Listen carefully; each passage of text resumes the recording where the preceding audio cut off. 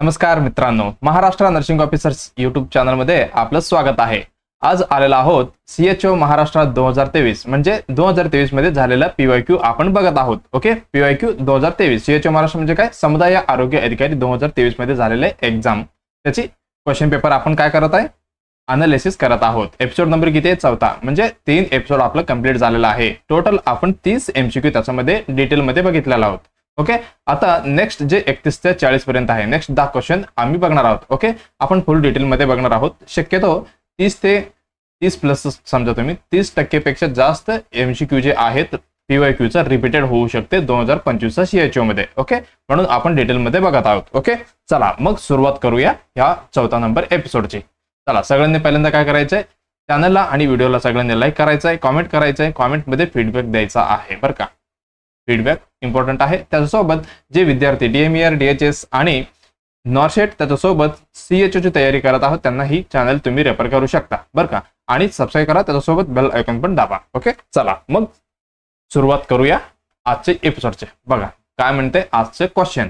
पहिला क्वेश्चन जे PYQ मध्ये आपण म्हणजे 2023 मध्ये झालेले एक्झामचं बघतोय बरं का। बघा पहिली क्वेश्चन काय म्हणते? ओमिटिंग म्हणजे उलटी in neonates may occur due to following non organic causes except. बघा काय म्हणताय यांनी, ओमिटिंग होते निओनेट मध्ये। निओनेट म्हणजे काय? लास्ट प्रीवियस क्लास मध्ये बघितलं, निओनेट म्हणजे 0 ते 28 दिवस जे फर्स्ट मंथ आहे त्याला आपण काय म्हणतो? निओनेट म्हणतो बरं का। ते झालं मे ऑकर ड्यू टू कशामुळे होते? फॉलोइंग बघा नॉन ऑर्गॅनिक म्हटलेलं आहे। नॉन ऑर्गॅनिक म्हणजे काय? आपले ऑर्गनचं संबंध नसलेले कॉजेस। ओके, त्याच्यामध्ये एक्सेप्ट म्हटलेलं आहे, म्हणजे ह्याच्यामधले आपल्याला काय काढायचंय? जे नॉन ऑर्गॅनिक विचारलेलं आहे पण एक्सेप्ट म्हटलेलं आहे, म्हणजे आपल्याला ऑर्गॅनिक कुठला आहे ते हुडकून काढायचं आहे चारीमध्ये। ओके, चला मग सुरुवात करूया। काय म्हणते बघा ऑप्शन इरिटेशन। बघा irritation of the stomach due to swallowed amniotic fluid and blood. बघा बच्चू काय केलेलं आहे? सॉलो केलेलं आहे काय? अम्युनिटिक फ्लुइड आणि ब्लड, आणि काय होते त्याला? इरिटेशन ऑफ द स्टमक होते। ओके, दुसरा ऑप्शन काय बघा? एरोफेगी। एरो म्हणजे काय? हवा। आणि तिसरं काय म्हणते बघा? फॉल्टी फीडिंग म्हणजे चुकीच्या पद्धतीने जे फीडिंग टेक्निक आहे त्याच्यामुळे पण होऊ शकते। आणि चौथा काय म्हणते? हिस्पंक डिसीज। ओके, बघा आपण एक ऑप्शन बघूया। पहिलं काय म्हटलं? Irritation of the stomach due to swallowed amniotic fluid and blood, ते सॉल्व केलेलं आहे बच्चू। ओके, चला ह्या फेज मध्ये काय होऊ शकतं याच्यामध्ये? मग ज्यावेळी ड्युरिंग बर्थ अम्युनिटिक फ्लुइड कधी असते? बिफोर बर्थ व्हायचं अगोदर जे अम्युनिटिक फ्लुइड मध्ये असतो बेबी। ड्युरिंग बर्थ ज्यावेळी बर्थ व्हायचं असते, ड्युरिंग बर्थ द बेबी जे बच्चू आहे बेबी मे स्वॉलो, त्यांनी गिळू शकलो असतो। ओके, म्हणजे गिळू शकते मे। ओके, काय जो अम्युनिटिक फ्लुइड म्हटलो आम्ही? अम्युनिटिक फ्लुइड होता अम्युनिटिक फ्लुइड म्युकोसा, म्युकोसा त्यासोबत मटर्नल ब्लड, ही काय करू शकतो? मे म्हटलो बरं का, मे स्वॉलो अम्युनिटिक फ्लुइड आणि म्युकस त्याच्यासोबत मटर्नल ब्लड ही बच्चू गिळू शकतो म्हणजे सॉल्व करू शकतो। त्याच्यामुळे काय होऊ शकते? दीज जे सॉल्व केल्यावर काय होणार आहे? दीज सबस्टन्स जे सबस्टन्स त्यांनी घेतलेला आहे बच्चू, मग ते काय करू शकतो? कॅन इरिटेट करू शकतो। इरिटेट करू शकतो, इरिटेट द स्टमक लाइनिंग। कशाला? जे स्टमकचं वरती लेयर असतं आपलं लाइनिंग, त्याला काय करू शकतो? इरिटेट करू शकतो। ओके, ते काय करतो? Leading to vomit. हे काय करतो? Leading to, okay, leading to vomit म्हणजे उलटी करू शकतात, हे लीड करतो वॉमिटिंग साठी। कधी? इन फर्स्ट 24 टू 48 आवर्स मध्ये ही असणार आहे, म्हणजे ज्यावेळी बच्चू ड्युरिंग बर्थ मध्ये अम्युनिटिक फ्लुइड किंवा म्युकस म्हणा त्याच्यासोबत मटर्नल ब्लड ज्यावेळी सॉल्व करू शकतो म्हणजे गिळलेला आहे त्याच्यासोबत, त्यानंतर काय होणार आहे? जे सबस्टन्स आतमध्ये जाऊन म्हणजे स्टमक मध्ये जाऊन लाइनिंगला काय करणार? इरिटेट करणार, जे काय लीड करू शकतो? वॉमिटिंग करू शकतो फर्स्ट जे 24 ते 48 तासामध्ये। ओके, ही काय झालं? काय ऑर्गन आपलं डॅमेज झालंय का? काहीतरी प्रॉब्लेम झालाय का? नाही। हे कसं असणार आहे? हे नॉन ऑर्गॅनिक असणार आहे। काय? नॉन ऑर्गॅनिक असणार आहे, म्हणजे ही टेम्पोररी आहे, फंक्शनल कॉज आहे। टेम्पोररी आहे पण कसं आहे?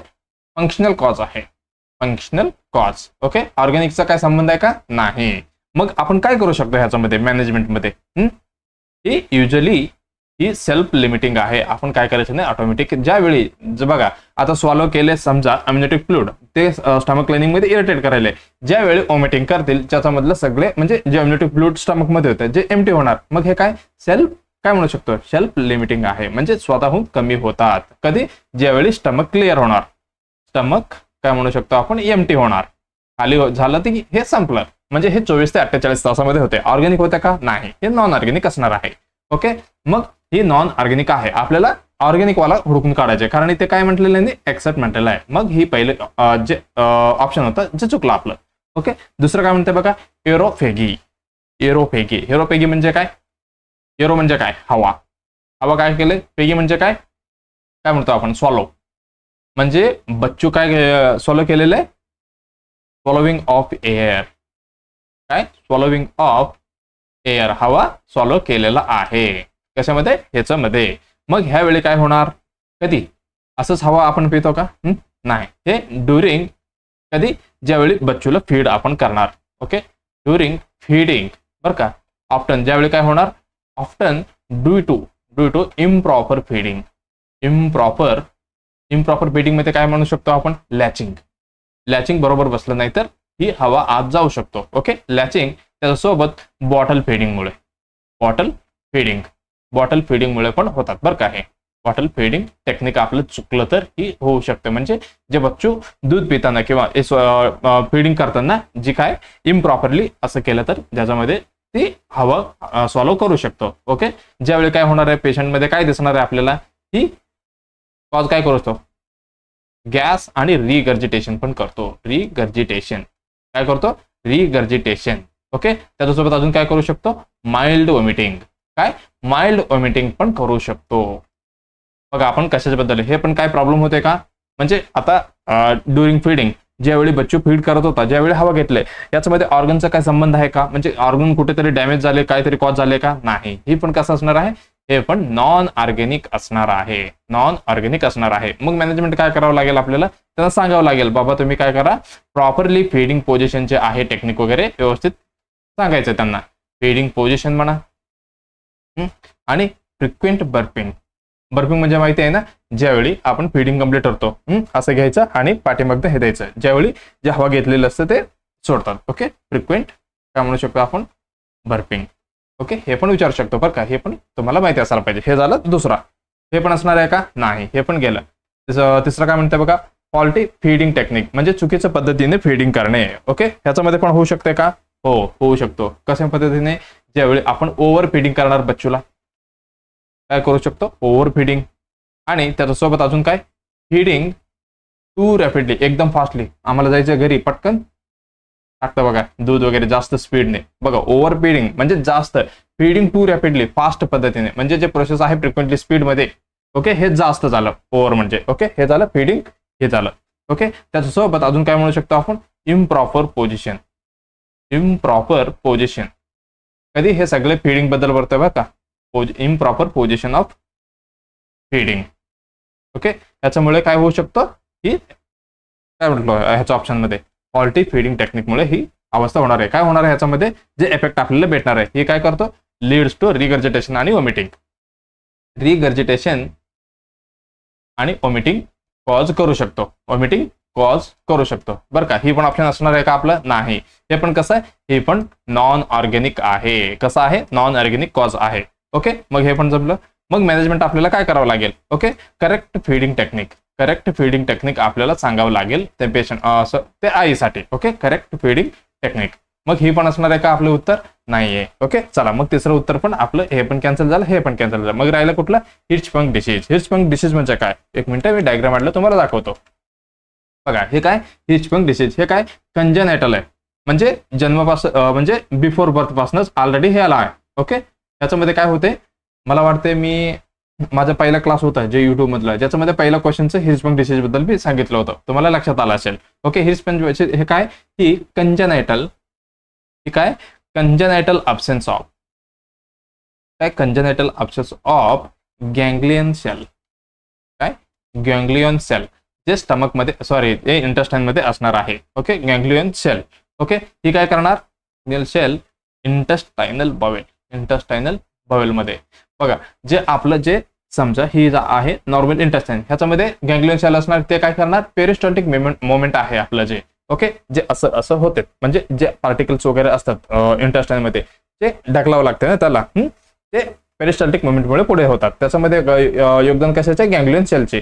मग ज्यावेळी इथे समजा इथे एक पार्ट आहे, इथे मी एक मिनिट कलर बदलतो तुम्हाला दिसतील, ओके, हे इथं पार्ट आहे, इथं अगँग्लियोनिक म्हणजे जे गँग्लियोनिक शेल नाहीये, म्हणजे इथे पेरिस्टाल्टिक मुवमेंट होणार का, नाही. मग सगळी जे पार्टिकल्स आहे असे पुढे जाताना इथे थांबणार, म्हणजे इथे मोमेंटच नाही होणार ना, असे थांबून थांबून थांबून इथे ऑब्स्ट्रक्शन तयार होणार, ऑब्स्ट्रक्शन तयार होऊन इथेच काय बॉवेल असे मोठी होणार, ह्यालाच आपण काय म्हणतो, ह्याला मेगाकॉलॉन पण म्हणतो बरं का, काय मेगाकॉलॉन असं आहे. मेगा म्हणजे काय, मोठी मोठी कॉलॉन होणार आहे. ओके, चला ही झालं एवढी ह्याच्यामध्ये. मग ह्याच्यामध्ये चौथा ऑप्शन मध्ये हे ऑर्गॅनिक आहे का नॉन ऑर्गॅनिक आहे समजा, ही असणार आहे ऑर्गॅनिक बरं का. ही काय जे इंटेस्टाइन आहे ऑर्गन आपलं, त्याच्यामध्ये काय झालेलं आहे, प्रॉब्लेम झालेला आहे, म्हणजे कॉज आहे. मग ही काय म्हणू शकतो आपण, ही ऑर्गॅनिक कॉज आहे. कशाचं आहे, ऑर्गॅनिक कॉज आहे. याच्यामध्ये पण काय वॉमिटिंग होतो बरं का, वॉमिटिंग होतो, रिगर्जिटेशन होतो, मी ऑलरेडी तुम्हाला सांगितलेलं आहे पहिल्या क्लासमध्ये. ओके, हे आपण एवढं बघितलेलं आहे. ओके, हे झालं. त्याच्यानंतर ह्याला ट्रीटमेंट काय करायचं, सर्जिकल. ही जे पार्ट आहे, ओके, इथं मला वाटते इथे झालेलं असतंय. ओके, म्हणून ही मेगाकॉलॉन एवढी मोठी झालेली आहे. ह्याच्यामध्ये काय करावं लागेल, ते पार्टला आपल्याला काय करावं, सर्जिकल रिमूव्ह करावं लागेल. Okay, surgical remove of the affected bowel, काय म्हणू शकतो आपण, अफेक्टेड बॉवेलला म्हणजे काढायचं असतं ह्याच्यामध्ये. ओके, ह्या हिर्शबर्ग डिसीज मध्ये तुम्हाला मी परत एकदा सांगतो, मी RRR सांगितलं होतं. ओके, RRR लक्षात आलंय का पहिल्या क्लासमध्ये. ओके, बघा पहिली आर म्हणजे काय, ही लक्षात ठेवा बरं काय, विचारू शकतात तुम्हाला. ओके, पहिला आर म्हणजे काय, मोस्ट कॉमनली हे होणार आहे रेक्टोसिग्मॉइडल किंवा सिग्मॉइड जे पार्ट आहे तिकडे काय होणार आहे, सिग्मॉइड कोलॉन मध्ये जे मोस्टली होणार आहे काय, अगँग्लियोनिक म्हणजे हे हिर्शबर्ग डिसीज. ओके, दुसरं काय, स्टूल कसं भेटणार आहे, रिबन लाईक स्टूल भेटणार आहे याच्यामध्ये, रिबन लाईक स्टूल सॉरी. आणि कन्फर्मेशन साठी काय करावं लागलं आपल्याला, रेक्टल बायोप्सी काढावं लागेल, रेक्टल बायोप्सी काढावं लागेल. ही लक्षात ठेवा बरं का, ही इम्पॉर्टंट आहे. मग ही हिर्शबर्ग डिसीज आहे, हे ऑर्गॅनिक होता का नॉन ऑर्गॅनिक होता, हो ऑर्गॅनिक होता, कारण जे इंटेस्टाइन मध्ये प्रॉब्लेम होता. ओके, चला मग आपलं उत्तर भेटलेलं आहे चौथा, कारण इथे नॉन ऑर्गॅनिक ही सगळी नॉन ऑर्गॅनिक आहे, पण इथे एक्सपेक्ट विचारले म्हणून आपण ऑर्गॅनिकचं उत्तर दिलेलं आहे. ओके, चला मग आता नेक्स्ट क्वेश्चन काय म्हणतं बघूया. बघा पॅथोफिजिओलॉजी, बघा pathophysiology of the birth asphyxia. बघा बर्थ एस्पेक्जिया बद्दल विचारते, is related with the following conditions except. त्याच्यामध्ये पण काय एक्सेप्टच विचारले आहे, मॅक्झिमम क्वेश्चन कसं आहे एक्सेप्टच आहे. मग ह्याच्यामध्ये बर्थ एस्पेक्जिया जे पॅथोफिजिओलॉजी आहे त्याच्यामध्ये काय म्हणतात ह्यांनी, फॉलोइंग कंडिशन्स आहे एक सोडून. बघा आर्टेरियल ऑक्सिजन टेन्शन म्हणा, आणि accumulation of carbon dioxide, fall in the blood pH, congenital hydrogel. Okay, चला बघा पहिला काय म्हणून बघूया आपण, बर्थ एस्पेक्जिया म्हणजे काय. बर्थ एस्पेक्जिया, बर्थ म्हणजे काय, डिलिव्हरीमध्ये, म्हणजे ज्यावेळी डिलिव्हरी होतात पेशंट आफ्टर डिलिव्हरी बरं का, म्हणून हे बर्थ मेन्शन आहे इथे. काय बर्थ एस्पेक्जिया, बर्थ एस्पेक्जिया म्हणजे काय, याचं मिनिंग आहे इम्पॉर्टंट आहे बरं का, हे फेल्युअर. ओके, फेल होतंय कशासाठी, फेल्युअर टू इनिशिएट म्हणजे सुरुवात करायला, फेल्युअर टू इनिशिएट त्याच्यासोबत मेंटेन करायला. काय मेंटेन करायला बघा, failure to initiate and maintain proper respiration. Okay, कळालं तुम्हाला, प्रॉपर रेस्पिरेशन. ज्यावेळी बर्थ होते बच्चूचा, ज्यावेळी ते फेल होते बच्चू कशासाठी, इनिशिएट म्हणजे रेस्पिरेशन घेण्याची सुरुवात करायला पण फेल होतो, आणि ते मेंटेन करायला ज्यावेळी फेल होतो त्याला आपण काय म्हणतो, बर्थ एस्पेक्जिया. हे तर मेन इम्पॉर्टंट आहे ना, ज्यावेळी बच्चू डिलिव्हरी होतील, ज्यावेळी रडायलाच पाहिजे, जे फर्स्ट क्राय असतो, काय सांगितलं होतं तुम्हाला, जे रेस्पिरेशनला इंडिकेट करतो, हा बाबा रेस्पिरेशन घेत आहे बच्चू म्हणून. ओके, मी प्रिव्हियस क्लासमध्ये सांगितलेलं आहे. ओके, हे झालं failure to initiate and maintain proper respiration म्हणजे काय, बर्थ एस्पेक्जियाचं हे मिनिंग झालं. ओके, ही काय लीड करू शकतो, leads to, okay leads to hypoxia. का, कारण जे रेस्पिरेशनमुळे आपण ऑक्सिजन घेणार आहे आफ्टर, बघा ड्युरिंग जे प्रेग्नन्सी पिरियडमध्ये होता बच्चू, ज्यावेळी आईकडनं सगळं भेटत होता, काही पण असो, ऑक्सिजन न्यूट्रिशन सगळी आईकडनं भेटत होतं. ज्यावेळी बर्थ होते पेशंटची, ओके, ते एन्व्हायरमेंट चेंज होते बरं का, एन्व्हायरमेंट बाहेरचं एन्व्हायरमेंटमध्ये येतो, ज्यावेळी त्याला स्वतःला घ्यावं लागेल ऑक्सिजन सगळे. मग ते स्वतः सुरुवात नाही केलं तर मग काय होणार, हायपोक्सिया. काय हायपोक्सिया, हायपोक्सिया म्हणजे काय, डिक्रीज्ड O2 ऑक्सिजन लेवल जे आहे, जे कमी होणार आहे. ओके, हे झालं त्याच्यामध्ये. आणि हायपर कॅपनिया म्हणजे काय, जे रेस्पिरेशन बाहेर सोडूच शकत नाही. म्हणजे बघा नॉर्मली काय असतो, आपण ऑक्सिजन घेतो आणि कार्बन डायऑक्साईड बाहेर टाकतो. मग ऑक्सिजन काय झालं बाहेर म्हणजे आत गेलं सेलपर्यंत, जे कार्बन डायऑक्साईड होतं जे बॉडीमधनं आपण एक्झिट केलो, म्हणजे आपल्याकडे जे कम्पेअर केलं तर ऑक्सिजन जास्त असणार आहे, कारण आपण कार्बन डायऑक्साईड बाहेर टाकणार आहे. पण हायपर कॅपनिया म्हणजे काय म्हणू शकतो आपण, जे इन्क्रीज्ड CO2 कार्बन डायऑक्साईड जास्त होणार, कारण आपण रेस्पिरेशन बघा बर्थ एस्पेक्ट बेबी काय करायला फेल्युअर झालंय इनिशिएट आणि रेस्पिरेशन मेंटेन करण्यासाठी, मग सगळी CO2 तिथेच थांबलेले आहे. म्हणजे काय होणार, हायपर कॅपनिया पेशंट मध्ये दिसणार आहे. त्याच्यासोबत अजून काय होऊ शकतो, लॅक्टिक ऍसिडोसिस. बघा का लॅक्टिक ऍसिडोसिस कशासाठी, बघा ऍसिडोसिस म्हणजे लो ब्लड पीएच काय होणार आहे, कमी होणार आहे. आणि जे डिस्टर्बन्स भेटणार आहे तुम्हाला, ओके, सेल्युलर डिस्टर्बन्स भेटणार आहे त्याच्यामध्ये, म्हणून लॅक्टिक ऍसिडोसिस पेशंट मध्ये भेटणार आहे, कारण ऑक्सिजन नाही आहे ना तिथे. ओके, चला ह्याच्यामध्ये 2 प्रेझेंटेशन आपल्याला भेटते. ओके, बघा 2 प्रेझेंटेशन भेटणार आहे. पहिलं कुठली प्रेझेंटेशन, इथे वरती लिहितो मी, क्लिनिकल प्रेझेंटेशन 2 भेटणार आहे आपला. क्लिनिकल प्रेझेंटेशन आपल्याला 2 प्रकारे भेटणार आहे ह्याच्यामध्ये. कशामध्ये, बर्थ एस्पेक्जियामध्ये. पहिला असणार आहे अस्पेक्जिया, काय, अस्पेक्जिया लिविडा. ओके, कुठली, लिविडा, बरं का, लक्षात ठेवा, कुठली, लिविडा, अस्पेक्जिया लिविडा. ह्याच्यामध्ये काय होतं, ही इनिशियल स्टेज आहे. कसला स्टेज आहे, इनिशियल स्टेज ऑफ अस्पेक्जियामध्ये काय, ही पहिली स्टेज आहे, म्हणजे इनिशियल स्टेज आहे. ओके, ह्याच्यामध्ये काय होणार आहे, डिस्ट्रेस होणार आहे पेशंट बच्चू, ते पण कसं, मॉडरेट डिस्ट्रेस होणार आहे बच्चू. ह्याला आपण काय म्हणतो, अजून एक नाव आहे स्टेज ऑफ सायनोसिस.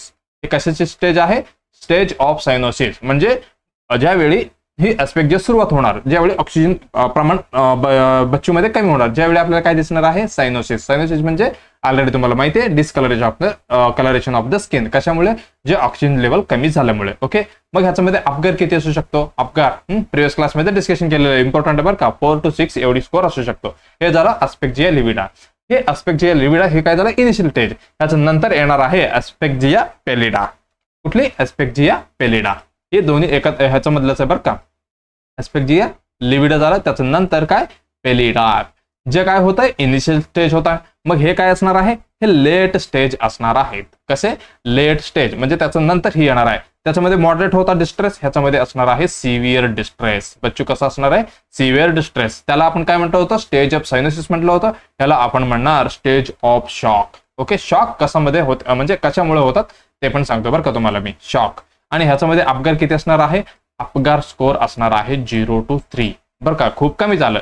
मग ह्याच्यामध्ये ब्लड पीएच पण कसा असणार, एकदम कमी, लेस दॅन 7 असणार आहे. कसे, लेस दॅन 7. मग एवढी कमी असलं तर सीएनएस डिस्फंक्शन होणार आहे. सीएनएस डिस्फंक्शन आपण काय म्हणू शकतो त्याला, HIE म्हणजे काय, हायपोक्सिया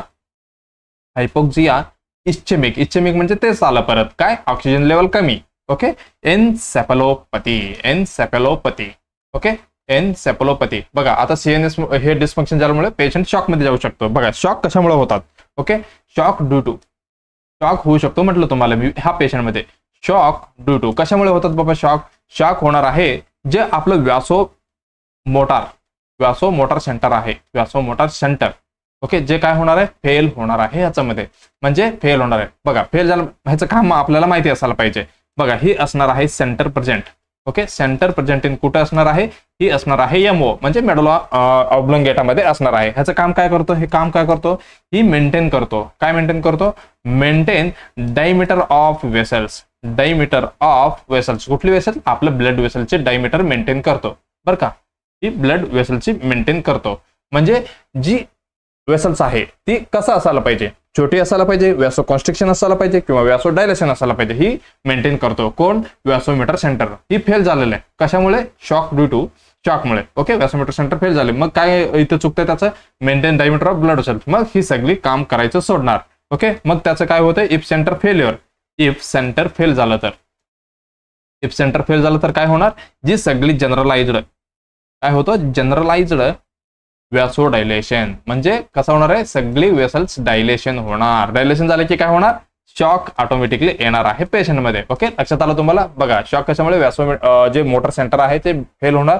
याचं काम मेन काय होतं, डायमीटर ऑफ द ब्लड वेसलच्या मेंटेन करायचं काम होतं. ते फेल झालं तर सगळीकडे व्यासोडायलेशन होणार. व्यासोडायलेशन झालं की सगळीकडे फ्लूइड म्हणजे पंप वगैरे व्यवस्थित होणार आहे का, नाही, मग पेशंट शॉक मध्ये जाणार आहेत. ओके, मला वाटतं एवढी बस. ओके, फक्त एवढी लक्षात ठेवा तुम्ही. बर्थ एस्पेक्जिया म्हणजे काय, failure to initiate and maintain proper. बघा मेंटेन प्रॉपर रेस्पिरेशन करू शकत नाहीये, फेल म्हटलेलं आहे मी ऑलरेडी. हे लीड्स काय करतो, हायपोक्सिया आणि हायपरकेप्निया करतो. त्याच्यासोबत एस्पेक्जिया लिव्हिड म्हणजे काय, इनिशियल स्टेज ऑफ द एस्पेक्जिया आहे, मॉडरेट डिस्ट्रेस आहे. त्याच्यामध्ये स्टेज ऑफ सायनोसिस म्हणजे थोडी लवकर दिसणार आहे हे स्टेज. कशामुळे, जे ऑक्सिजन लेवल आता कमी झालेलं आहे म्हणून काय दिसतं याच्यामध्ये, सायनोसिस वगैरे सिम्पटम दिसणार आहे पेशंटमध्ये. आणि अपघात स्कोर किती, 4 ते 6 म्हणजे चांगला असू शकतो कम्पेअर टू याला एस्पेक्जिया पॅलिडा. आणि लेट स्टेज याच्यामध्ये सिव्हिअर डिस्ट्रेस असणार आहे. स्टेज ऑफ शॉक होणार आहे याच्यामध्ये. शॉक कसं होतं मी तुम्हाला सांगितलं. अपघात किती असणार आहे, 0 ते 3 आणि ब्लड पीएच पण कमी असणार आहे. ओके, चला मग ऑप्शन मध्ये काय काय होतं. Pathophysiology of the birth asphyxia is related with the following condition except. Okay, चला काय काय म्हटलेलं बघा. पहिलं काय म्हणते, आर्टेरियल ऑक्सिजन टेन्शन. बघा ह्यांनी काय म्हणते, आर्टेरियल ऑक्सिजन टेन्शन म्हणजे डिक्रीज O2 टेन्शन कमी असणार आहे असं म्हणताय त्यांनी. बरोबर आहे का, बरोबर आहे. बर्थ एस्पेक्जिया मध्ये काय असणार आहे, O2 जे लेवल आहे एकदम कमी असणार आहे. म्हणूनच काय दिसते, जे सायनोसिस वगैरे दिसले आणि शॉकचं वगैरे प्रॉब्लेम होते ना, मग ही उत्तर बरोबर असणार आहे. पण इथे काय म्हटलं, एक्सेप्ट म्हटलेलं आहे म्हणजे जे चुकीचं आपल्याला काढून टाकायचं आहे ही असणार आहे, मग ही आपलं उत्तर नसणार. आणि हे काय म्हणते बघा, accumulation of the carbon dioxide. बघा ज्यावेळी कार्बन डायऑक्साईड अक्युमुलेशन होते, ज्यावेळी आपण काय म्हणू शकतो, त्याला हायपरकॅप्निया म्हणू शकतो. हायपरकॅप्निया मी जस्ट सांगितलं, ज्यावेळी आपण रेस्पिरेशन मेंटेन नाही केलं तर शरीरामध्ये ऑक्सिजन जे बाहेर पडणार आहे जे इकडंच राहणार, मग हायपरकॅप्निया पेशंटमध्ये होणार. ही पण बरोबर असणार. पण ऑप्शन बरोबर आहे का, नाही, चुकलं. आणि फॉल इन ब्लड पीएच, हो लेस देन 7 म्हटलो मी, हे पण बरोबर. मग अकॉर्डिंग टू हे क्वेश्चन चुकलं.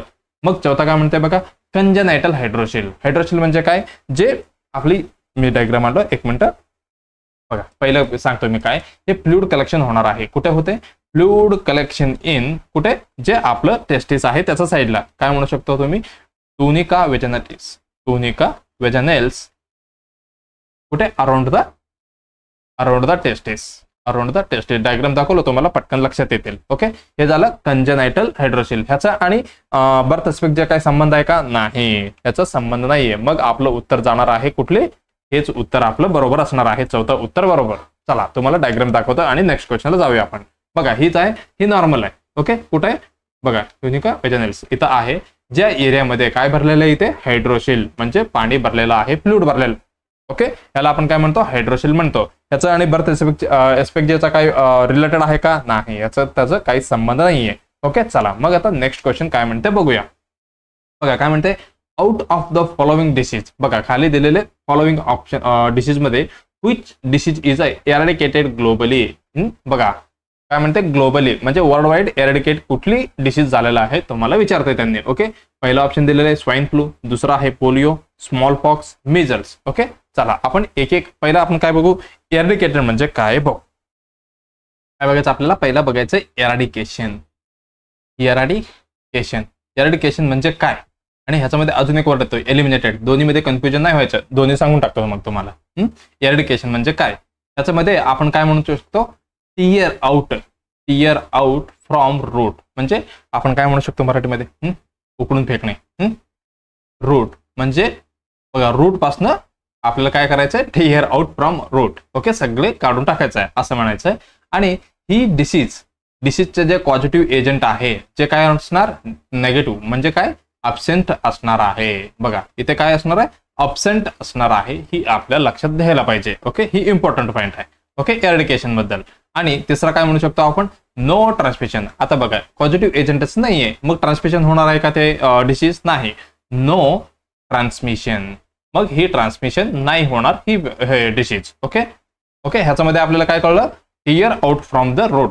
आपल्याला काय कम्प्लीट ही गेलेला असणार डिसीज, त्याचं पॉझिटिव्ह एजंट पण ज्या एरियामध्ये नसणार. नो ट्रान्समिशन, मग पॉझिटिव्ह एजंटच नाहीये, ट्रान्समिशन होणार आहे का, नाही. मग ही अपिअर होणार आहे का, नॉट रिअपिअर. कारण काय, पॉझिटिव्ह एजंटच नाहीये, नॉट रिअपिअर. ओके, ह्याला आणि नो नीड टू सर्व्हेलन्स. ह्याला सर्व्हेलन्स करायचे, मॉनिटर करायचं काय गरज आहे का, हे नाही.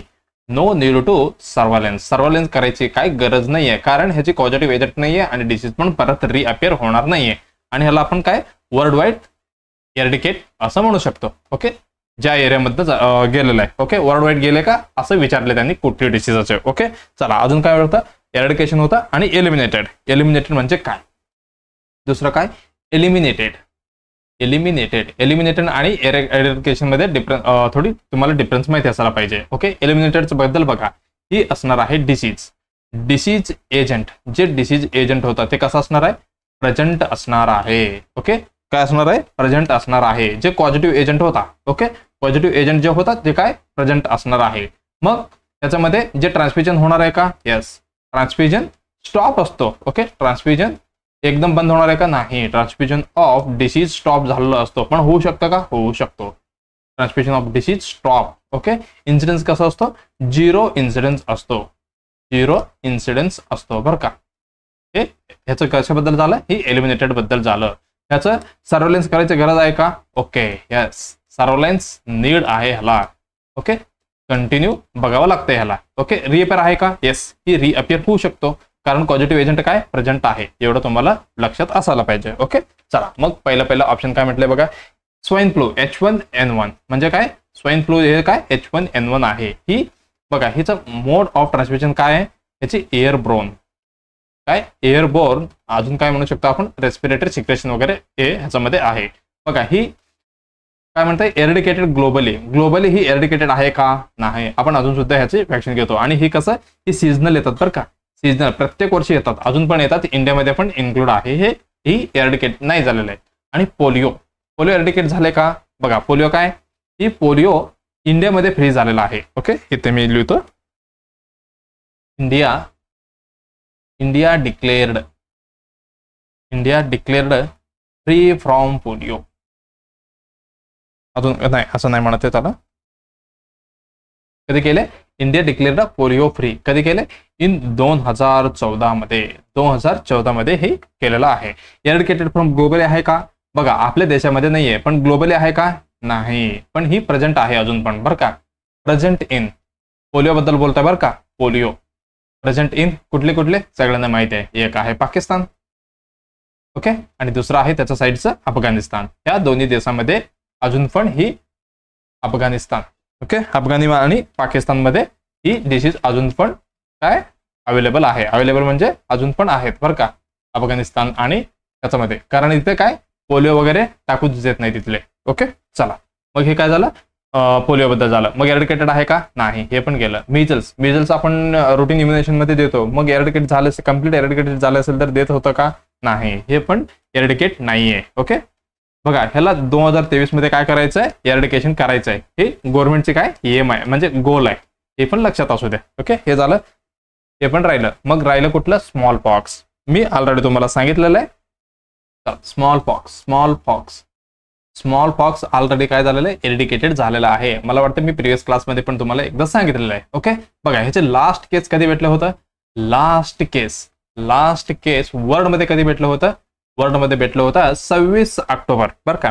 ही डेट विचारू शकतात CHO मध्ये, 1977 मध्ये. ओके, कुठे सोमालिया कुठे, साऊथ आफ्रिकामध्ये आहेत. ओके, इथे लास्ट केस भेटले. पण इंडियामध्ये कधी भेटले लास्ट केस, इंडियामध्ये भेटले 24 मे कधी, 1977 मध्ये ना, आपल्याकडे भेटले 75 मध्ये. कुठे, बिहारमध्ये लास्ट केस भेटलं होतं, कशाची, स्मॉल पॉक्सचे बरं का. हे झालं.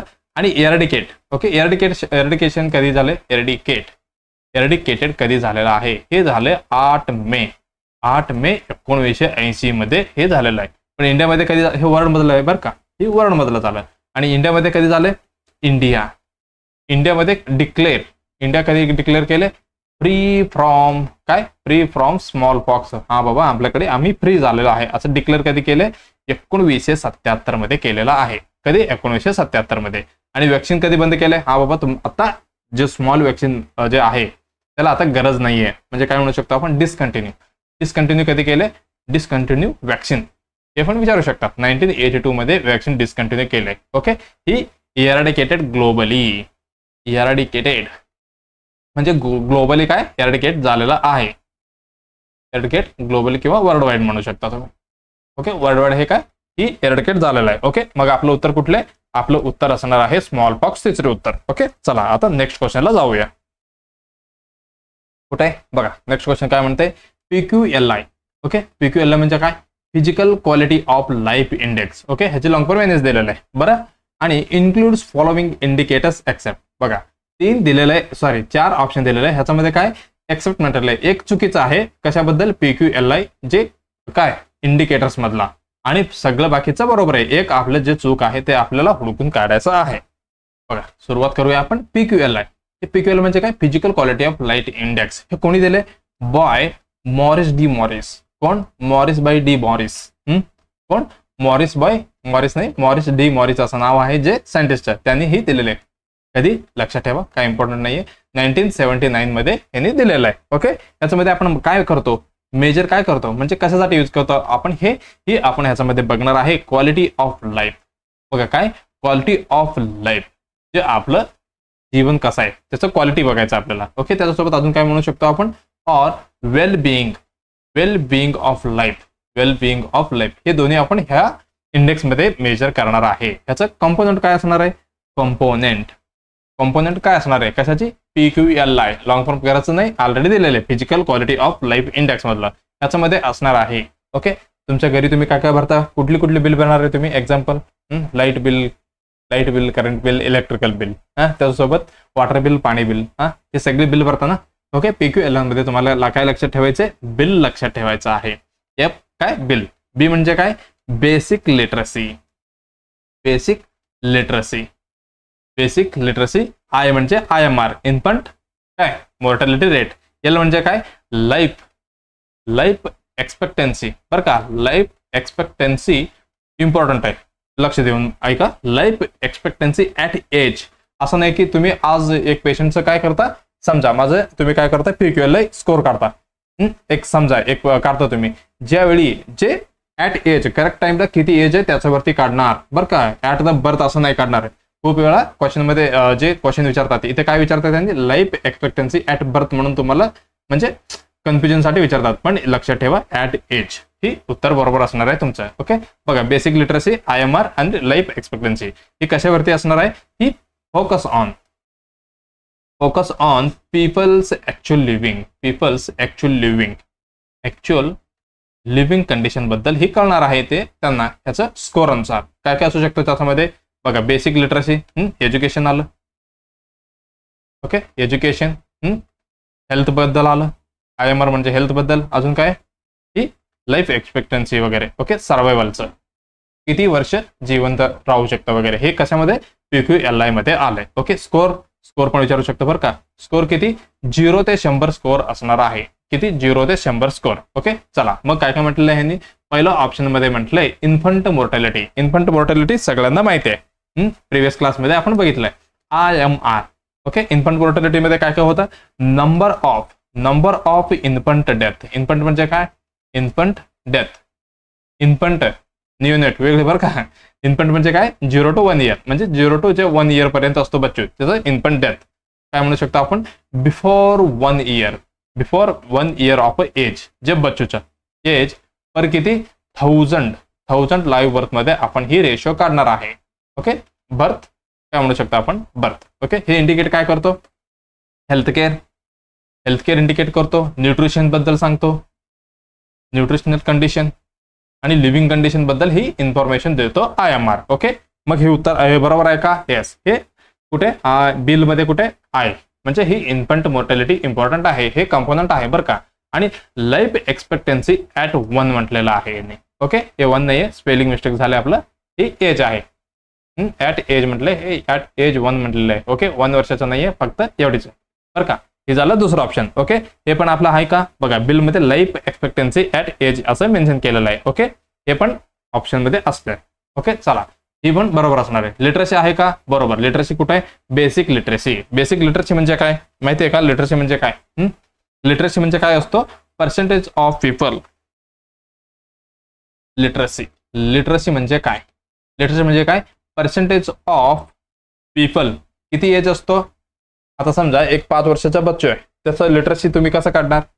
असं कसं काढणार? एक शहरात तुम्हाला एक 100 पॉप्युलेशन आहे, त्याच्यामध्ये तुम्हाला कुठेतरी पाठवलेलं, हा बाबा ह्या एरियामधलं तुम्हाला काय काढायचंय, लिटरसी रेट काढून आणायचं आहे. ओके, ते ह्यांनी म्हणतात बघा, इंस्टाग्राम मध्ये वगैरे येतात बघा, ते काय केरळा 100% लिटरसी असे, कसं काढलं असेल ते, हे असणार आहे पर्सेंटेज ऑफ पीपल. ओके, त्या पीपल मधलं एज झालेलं असेल ज्या व्यक्तीचा 15 पेक्षा जास्त, 15 इयर अँड अबो, त्याच्यापेक्षा जास्त जे एज आहे त्यांच्यामध्ये काय बघायचं आपल्याला, ज्यामध्ये आपल्याला बघायचंय हु कॅन, जो कोण, who can read and write, writing करतो, त्याला आपण काय म्हणतो, ही लिटरसी मध्ये इन्क्लूड करतो. 15 वर्षाच्या म्हणजे 15 वर्षापेक्षा जास्त, हे पण लक्षात असू द्या ना, 15 किंवा 15 पेक्षा जास्त जे एज आहे त्यांना लिहिणे किंवा म्हणजे त्याच्यासोबत वाचणे हे दोन्ही येतात, त्याला आपण ह्याच्यामध्ये म्हणजे इन्क्लूड करतो. ओके, ह्याच्यामध्ये काय भेटणार आहे, एज्युकेशन, अवेअरनेस आणि एबिलिटी टू इम्प्रूव्ह, ही सगळे आपल्याला ह्याच्यामध्ये इंडिकेशन भेटतो. Improve living. Okay, living standards, हे झालं लिटरसी बद्दल. ओके, हे पण आहे ना, हे पण आहेत. ओके, चला मग पर कॅपिटल इन्कम आहे का, बघा काय पर पॅकेटा जीएनपी म्हटलेलं आहे, हे फायनान्शियल बद्दल आहे. कशाबद्दल आहे, फायनान्शियल बद्दल आहे, ही आपलं उत्तर नाही आहे. ओके, मग काय काय होते पीक्यूएलआय मध्ये 3 गोष्टी होत आहे. बिल लक्षात ठेवायचं तुम्हाला, basic literacy, infant mortality rate, life expectancy at age, score किती 0 ते 100. ओके, एवढं लक्षात ठेवलं तरी बस. ओके, चला नेक्स्ट काय म्हणते बघा, 5वा question, incidence rate is calculated using, incidence rate मध्ये कॅल्क्युलेट करतो युजिंग काय काय त्याच्यामध्ये इन्क्लूड असणार असं विचारत आहे. Number of new cases, number of old cases, आणि एक म्हटलं काय, बोथ ए अँड बी, म्हणजे न्यू केसेस सोबत ओल्ड केस पण, आणि ए पण नाही बी पण नाही, म्हणजे न्यू पण नाही ओल्ड पण नाही, कुठली केसेस इन्क्लूड असणार आहे कशामध्ये, इन्सिडेन्स मध्ये. ओके, चला आपण इन्सिडेन्स बघूया. इन्सिडेन्स म्हणजे काय असतो, इन्सिडेन्स काय आहे, सॉरी, इन्सिडेन्स काय, त्याच्यामध्ये असणार आहे फ्रिक्वेन्सी, काय, फ्रिक्वेन्सी ऑफ न्यू केसेस, बरं का, काय, new cases of disease occurring, कुठे येणार, ऑकरिंग इन जे तुम्हाला दिलेलं आहे, in a population during a specific period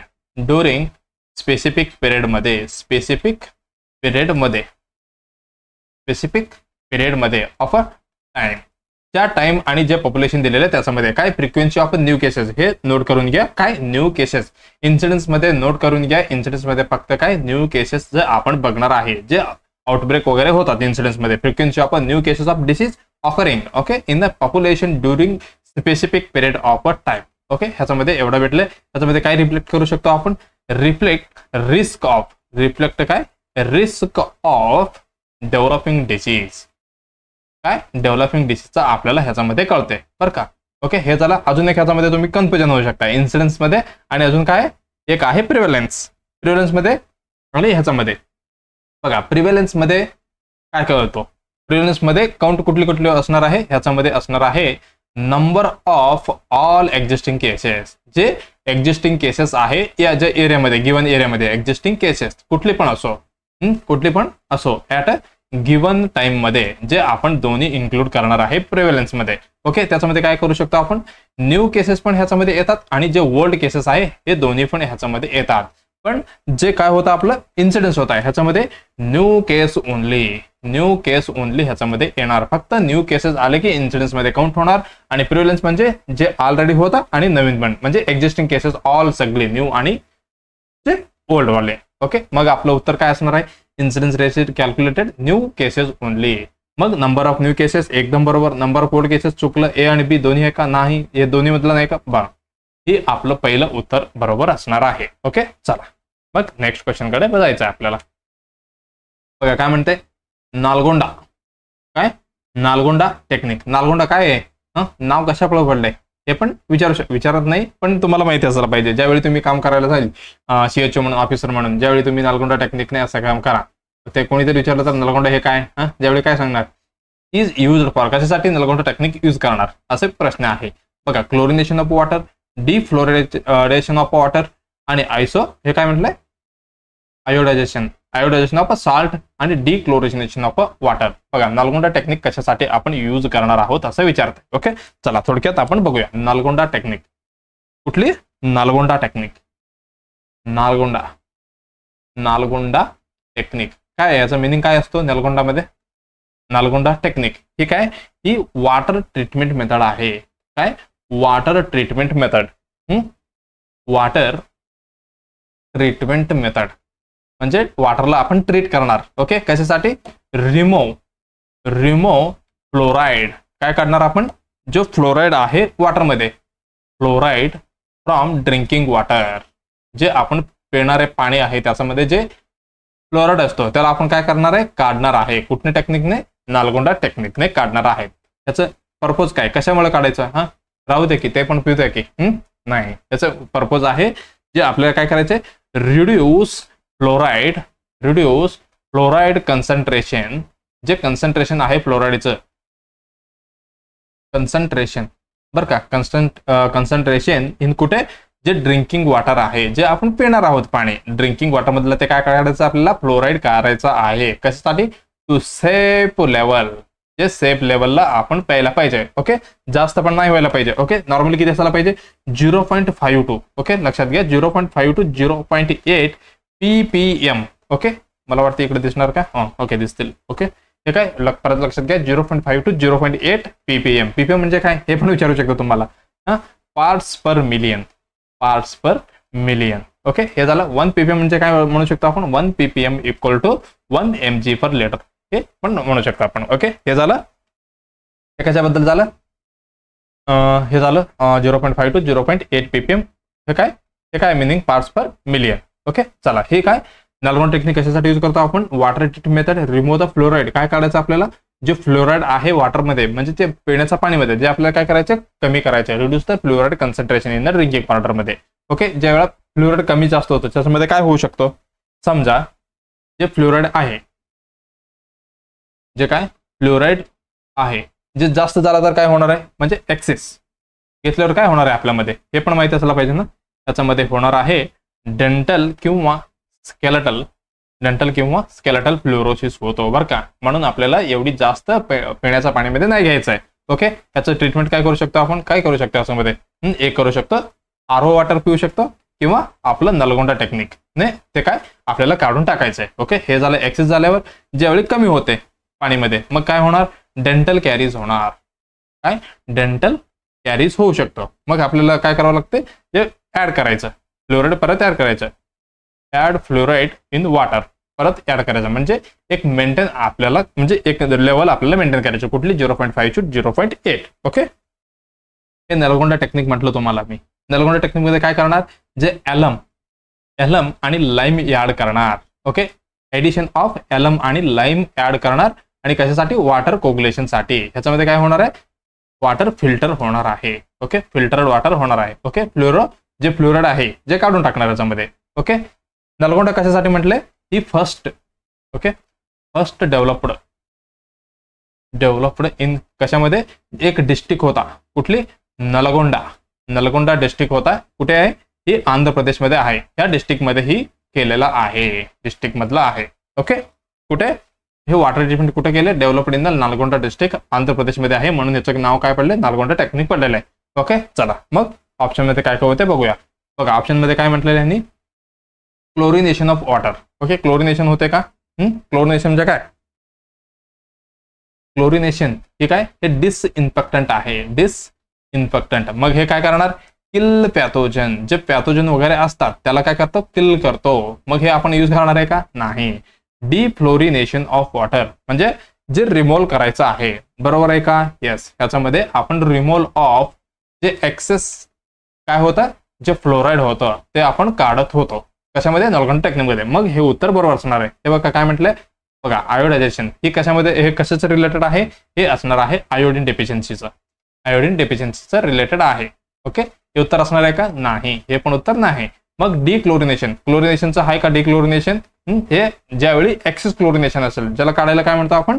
डिक्लोरिनेशन. मग आपल्याला क्लोरिनेशन काढायचं का? नाही. आपल्याला काढायचं फ्लोराईड. मग हे पण नसणार आहे. आपलं उत्तर असणार आहे दुसरा बरोबर. ओके, चला आता नेक्स्ट क्वेश्चन काय म्हणते बघूया. बघा नेक्स्ट क्वेश्चन काय म्हणते बघा. Bhopal gas treasury. बघा काय? Bhopal gas treasury in India is an example of. He Bhopal gas treasury तुम्हाला माहिती असेल. कधी झालेलं आहे, एक फोटो पण आले तुम्हाला लक्षात ठेवण्यासाठी. बघा ही कधी झालेलं आहे, डिसेंबर 3, 1984, 1984 मध्ये. ओके, लक्षात ठेवा. ही मार्क करून ठेवा, इम्पॉर्टंट आहे, खूप वेळा विचारलेले क्वेश्चन आहे. नॉर्सेट मध्ये पण विचारलेले क्वेश्चन आहे बरं का. हे लक्ष म्हणजे हलक्यात नाही घ्यायचं. हे काय, Bhopal gas treasury in India, हे एक्झाम्पल कशाचे एक्झाम्पल आहे, कॉमन सोर्स आहे, सिंगल एक्सपोजर आहे आणि एपिडेमिक.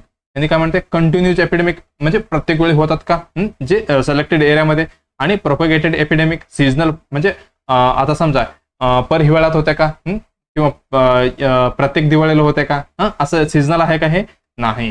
हे प्रोपगेटेड आहे का, नाही, हे पण नाही. ही एकदा झालेलं प्रोपगेटर काय, कॉमन सोर्स आहे आणि सिंगल एक्सपोजर होता. आणि एपिडेमिक जे सिलेक्टेड एरिया होता, जे एरियामध्ये जे लीक झाले तिथं ही इन्सिडेंट घडलेला होता. मग आपलं उत्तर असणार आहे पहिला बरोबर. ओके, जे इम्पॉर्टंट आहे याच्यामध्ये. ओके, भोपाळ गॅस ट्रेजरीमध्ये इम्पॉर्टंट जे आहे तुम्हाला एकच दोन लक्षात ठेवायचं. हे काय, 3 डिसेंबर 1984 मध्ये झालेले. एक इम्पॉर्टंट ठेवायचं, कुठली गॅस. ओके, हे पण लक्षात घ्या. ड्यू टू ऍक्सिडेंटल रिलीज, कुठली गॅस हे पण विचारलं बरं काय. ऍक्सिडेंटल रिलीज ऑफ कुठली गॅस, MIC. ओके, MIC म्हणजे काय, मिथाइल आयसोसायनेट गॅस बरं का. ही कुठली गॅस रिलीज होले हे पण विचारतात. हे दोन्ही लक्षात ठेवलं तर ह्याचे दोन्ही तोडगा निघू शकतो. म्हणजे भोपाळ गॅसमध्ये मॅक्झिमम हेच विचारतात. कुठे झाले, नावच असं पडलेलं आहे त्याचं, भोपाळ गॅस ट्रेजरी. कधी झाले आणि कुठली गॅस, MIC एक लक्षात ठेवा, म्हणजे मिथाइल आयसोसायनेट गॅस, आणि 3 डिसेंबर 1984. ओके, 1984 एवढं लक्षात ठेवलं तर बस झालं. ओके, चला मग नेक्स्ट क्वेश्चन काय म्हणते बघा. 38 क्वेश्चन आहे बघा. काय म्हणते, वॅक्सिन. बघा, वॅक्सिन बद्दल क्वेश्चन आहे. Vaccine that are sensitive. बघा, सेन्सिटिव्ह म्हणजे काय, खराब होऊ शकते बरं का. टू फ्रीजिंग म्हणजे थंड मध्ये खराब होऊ शकतो. And should be protected from म्हणजे त्याला प्रोटेक्ट करायचं आहे. फ्रॉम कुठे, सब झिरो म्हणजे 0 पेक्षा मायनस मध्ये नाही झालं पाहिजे. Temperature R. ओके, ज्यावेळी ही मेंटेन करायचं आहे एक वॅक्सिनला सोडून. म्हणजे ही सगळी काय, एक आपल्याला मेंटेन करायचं आहे एक सोडून, जे कुठले तरी आहे जे खराब नाही होणार. म्हणजे हे सेन्सिटिव्ह म्हणजे काय बघा, त्याच्यामध्ये 2 प्रकार येते. एक मिनिट तुम्हाला सांगतो, म्हणजे तुमचे कॉन्सेप्ट क्लिअर होऊन जातील. याच्यामध्ये एक येते सेन्सिटिव्ह. हे क्वेश्चन विचारू शकतात बरं का रिपीटेडली. ह्याच्यामधलं सेन्सिटिव्ह एक आहे आणि रेजिस्टन्स. बघा, तुम्ही ऐकलं असेल, मी उन्हात बाहेर गेलं तर माझं स्किन खूप सेन्सिटिव्ह आहे, खराब होते. ओके, लक्षात आलं. असं आपल्याला लक्षात ठेवायचं आहे. हे काय, खराब. हे काय, खराब होणे म्हणजे खराब होऊ शकतो, खराब होणार आहे. ओके, आणि रेजिस्टन्स म्हणजे खराब नाही होणार, खराब नाही होणार. म्हणजे कुठं पण ठेवा. एक्झाम्पल कोण, माझा कलर. ओके, म्हणजे कुठे पण गेलं तर हे काय, उन्हात वगैरे गेलं तर काय, कलर बदलणार नाही. ओके, लक्षात ठेवण्यासाठीच बोलतोय मी बरं का. सेन्सिटिव्ह म्हणजे काय, खराब होणार आहे, आणि रेजिस्टन्स म्हणजे काय, खराब नाही होणार. म्हणजे आता बघा, ज्यावेळी काय म्हटलं होतं ह्यांनी इथे, sensitive to freeze and should be protected from the sub zero. Okay, कशामधनं आपल्याला प्रिव्हेंट करायचे, फ्रीजमधनं. ओके, चला मग ह्याच्यामध्ये 2-3 प्रकार येतात. ओके, चला आपण पहिला बघू हीट सेन्सिटिव्ह. कुठली, हीट सेन्सिटिव्ह. बघा, सेन्सिटिव्ह म्हणजे काय, खराब होणार. कशामुळे, ज्यावेळी जे एक वॅक्सिन आहे जे आपण हीट मध्ये ठेवलं तर जे खराब होते. कुठली वॅक्सिन. ओके, लक्षात आलं तुम्हाला मी काय म्हणतो, जे वॅक्सिन खराब होणार आहे जे वेळी आपण ज्याला म्हणजे हीट मध्ये ठेवणार. ओके, आपण काय म्हणू शकतो ह्याला, vaccine not usable. Okay, note नाही, नॉट बरं का, नॉट युजेबल. कधी नाही यूज नाही होणार, युजेबल ऑफ वॅक्सिन म्हणजे vaccine not usable on high temperature. On high temperature म्हणजे ज्यावेळी आपण हाय टेम्परेचरमध्ये वगैरे ठेवणार हे वॅक्सिनला, मग ते युजेबल नाहीये, म्हणजे आपण यूज करू शकत नाही. ओके, एक्झाम्पल सांगा कुठली, मोस्ट कॉमन असणार आहे ओरल पोलिओ वॅक्सिन, जो आपण ओरली देतात. ही काय, ह्याला आपण ठेवावं लागते -20°C मध्ये. मग ही एवढी थंडीमध्ये जगू शकतो. एकदम हाय टेम्परेचरमध्ये ठेवलं तर ही जगणार आहे का, नाही, ही वेस्ट होणार आहे. म्हणून ही काय, OPV काय, हीट सेन्सिटिव्ह वॅक्सिन आहे. ओके, लक्षात आला तुम्हाला. एक झाला हीट सेन्सिटिव्ह. आता हीट रेजिस्टन्स. बघा, लक्षात आला का, हीट रेजिस्टन्स म्हणजे काय सांगा आता पटकन. Heat resistance. बघा, हीट सेन्सिटिव्ह मध्ये जे वॅक्सिन थंड मध्ये जगू शकत होता, पण गरम मध्ये आणलं तर खराब होणार. आता हीट रेजिस्टन्स म्हणजे ही हीट रेजिस्टन्स म्हणजे काय, गरम मध्ये ठेवलं तरी पण ह्याला काय फरक पडणार नाहीये. म्हणजे काय हीट रेजिस्टन्स. तुम्ही काय करा, फ्रीजमध्ये ठेवला, ओके, आता नंतर तुम्ही आणून रूम टेम्परेचरमध्ये ठेवला तरी पण ही वॅक्सिन तुम्ही यूज करू शकता. ओके, ही कुठली वॅक्सिन आहे, temperature doesn't matter, temperature doesn't matter नाही, डझंट अफेक्ट द युजेबिलिटी. ह्याला काही संबंध नाहीये, आपण यूज करू शकतो. हे एक्झाम्पल सांगा. एक्झाम्पल आहे, सगळ्यांना माहिती आहे, टीटी म्हणजे जे आपण टीडी वॅक्सिन देतो. ओके, ज्यावेळी तुम्ही फ्रीजमधनं काढून बाहेर खिशात घेऊन तुम्ही कुठे पण जाऊन याला इंजेक्शन म्हणजे वॅक्सिन देऊ शकता. कुठली, टीडी आणि टीटी. ओके, अजून एक लक्षात ठेवा, ही मोस्ट कॉमनली काय, ही store at a room temperature मध्ये पण ठेवू शकता तुम्ही, रूम टेम्परेचर मध्ये पण ठेवू शकता. कोणाला, टीटीला. मग काय हीट रेजिस्टन्स आहे, अजून एकदा सांगतो ऐका, इम्पॉर्टंट क्वेश्चन आहे, तुम्हाला दुसरी मध्ये विचारू शकतो, म्हणजे वळून तुम्हाला. सेन्सिटिव्ह मध्ये काय, खराब होणार आहे. रेजिस्टन्स म्हणजे काय, खराब नाही होणार. हीट सेन्सिटिव्ह मध्ये काय, हीट मध्ये खराब होणार आहे. ज्यावेळी जे वॅक्सिन थोडी गरमीमध्ये ठेवणार आपण, जे खराब होणार. ओके, लक्षात आलं तुम्हाला. बेस्ट एक्झाम्पल कुठले, ओपीवी आहे. ह्याला ठेवावं लागते -20 डिग्री सेल्सिअस मध्ये, थोडी गरम मध्ये ठेवलं तर खराब होणार आहे. ओके, एक झालं. आणि त्याच्यानंतर हीट रेजिस्टन्स म्हणजे गरमीमध्ये ठेवलं तरी काही फरक पडणार नाही याला. कोणाला, टीटी आणि टीडीला. मग ह्याला आपण easily normal temperature room temperature मध्ये पण ठेवू शकतो, खराब होणार नाहीये. ओके, हे झालं. आता हीट झालं. इथं काय विचारलं होतं आपल्याला, दॅट आर फ्रीजिंग. आता कोल्ड सेन्सिटिव्ह बद्दल विचारलेलं आहे. ओके, चला आपण नेक्स्ट बघूया. हे झालं 2 आपण बघितलं. आता बघूया कोल्ड बद्दल. कोल्ड सेन्सिटिव्ह म्हणजे तुम्हाला आता लक्षात आलेलं आहे, खराब होणार आहे. कशामध्ये, ज्यावेळी जे वॅक्सिनला तुम्ही एकदम थंड मध्ये ठेवणार, ज्यावेळी काय होणार आहे, ही होणार आहे खराब. मग काय म्हणू शकतो तुम्ही, लो टेम्परेचर ऑफ वॅक्सिन काय करू शकतो, म्हणजे जे युजेबिलिटी डिस्ट्रॉय करू शकतो. डिस्ट्रॉय युजेबिलिटी जे आपण यूज करणार आहे त्याला बंद म्हणजे खराब करू शकतो. ओके, एक्झाम्पल सांगा. मोस्ट कॉमन कुठले, जे वॅक्सिन आहे हेपॅटायटिस बी, म्हणजे ही एकदम थंड मध्ये नाही जगू शकत. ओके, तुम्हाला मी जे ILR चा एक डायग्राम आलं तुम्हाला दाखवतो, म्हणजे आपण कशा पद्धतीने सिस्टमॅटिकली वॅक्सिन वगैरे ठेवतात. एक झालं. त्याच्यानंतर डीपीटी पण म्हणू शकतो तुम्ही, एकदम कोल्ड मध्ये नाही ठेवायचं डीपीटीला पण. ओके, हे झालं. त्याच्यानंतर आहे कोल्ड रेजिस्टन्स, नंतर कोल्ड सेन्सिटिव्ह, नंतर कोल्ड रेजिस्टन्स म्हणजे कोल्ड मध्ये ठेवलं तरी ह्याला काय फरक पडणार नाहीये. ओके, मग काय म्हणू शकता तुम्ही, लो टेम्परेचर काय म्हणू शकतो, डझंट अफेक्ट. तुम्ही एकदम थंड मध्ये ठेवलं तरी काही फरक पडणार नाहीये. ओके, एक्झाम्पल काय म्हणू शकतो तुम्ही, आता जस्ट तुम्हाला सांगितलं मी. मोस्ट कॉमन कुठले, एकदम बघा, ह्यानी कोल्ड रेजिस्टन्स म्हणजे काय, किती पण थंड मध्ये म्हणजे मॅक्झिमम थंड मध्ये ठेवलं तर ह्याला काही फरक पडणार नाहीये. ओके, मग तुम्ही अल्टरनेटिव्ह तुम्हाला आयडिया आला असेल. ओके, कुठे गेला आपलं, जे हीट रेजिस्टन्स आहे. ओके, जे कोल्ड सेन्सिटिव्ह पण असणार आहे ना, मग ह्याची उत्तर असणार आहे ओपीव्ही. म्हणजे तुम्ही एकदम थंड मध्ये ठेवा, ह्याला काही फरक पडणार नाही, कारण ही थंड मध्येच राहणार आहे. ओके, एक झालं, याच्याबद्दल तुम्हाला माहिती झालं असेल. ओके, चला मग याच्यासोबत अजून एक आहे, ओपीव्ही नंतर एकदम त्याच्या वरती ठेवणार आहे MR म्हणजे मिजल्स. ओके, मिजल्स पण ह्याचा नंतर ठेवतो आपण. ओके, एक मिनिट, स्पेलिंग चुकलं का आपलं, मिजल्स पण आपण हे कोल्ड रेजिस्टन्स मध्येच येतो, आपण एकदम थंड मध्ये ठेवू शकता.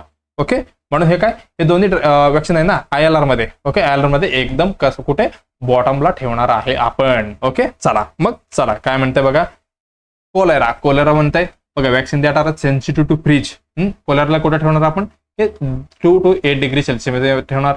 हेपॅटायटिस बी ला काय ठेवणार, हे पण 2 to 8 डिग्री सेल्सिअस मध्ये ठेवणार आहे आपण. आणि टेटनस हे पण 2 to 8 डिग्री सेल्सिअस. पण ओरल पोलिओला ठेवणार आहे का, नाही, ह्याला लागते -20 डिग्री सेल्सिअस. आताच तुम्हाला सांगितलं मी बरं का.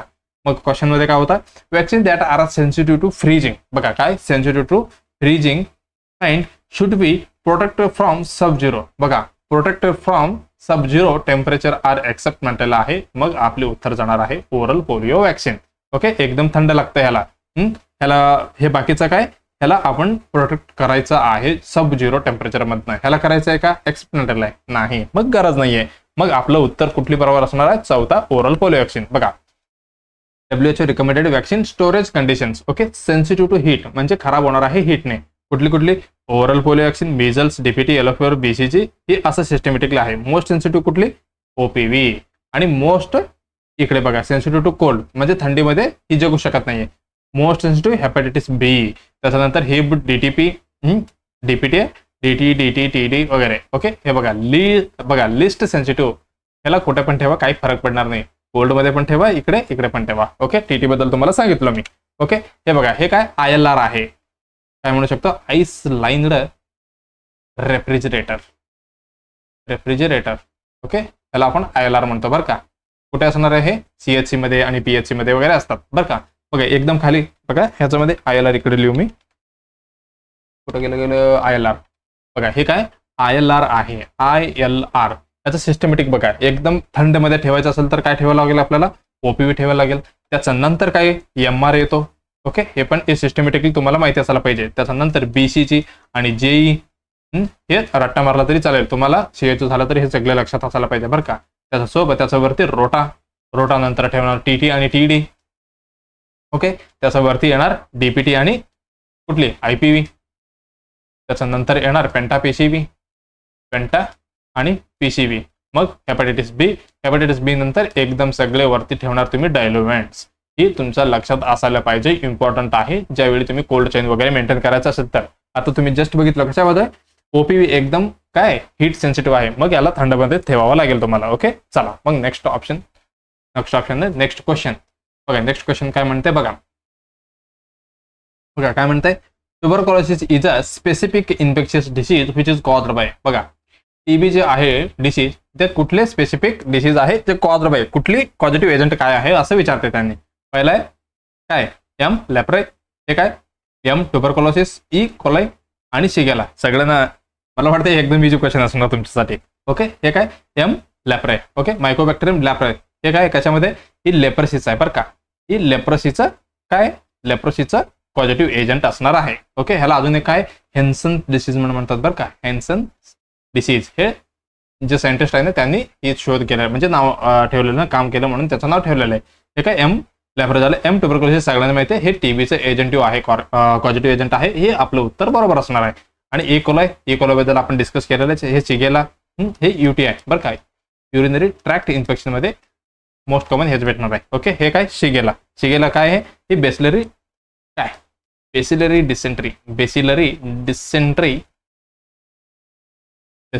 डिसेंट्री हे कॉज करतो. ओके, मग आपलं उत्तर आहे दुसरा. ओके, बघा हे कसं असणार आहे, रॉड शेप असणार आहे, हे पण लक्षात ठेवा.